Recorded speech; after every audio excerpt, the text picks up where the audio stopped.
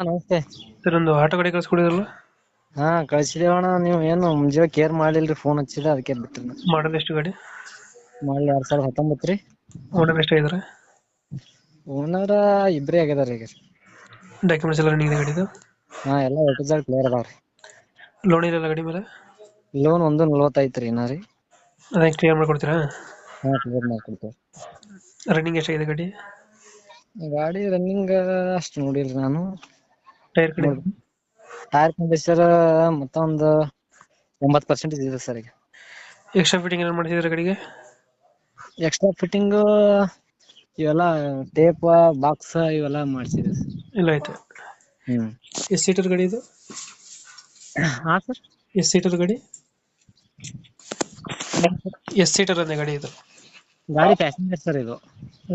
5 seater? ಇದು 15 ಜನ ಹಿಡಿತದೆ sir ಇದು ಪ್ಯಾಸೆಂಜರ್.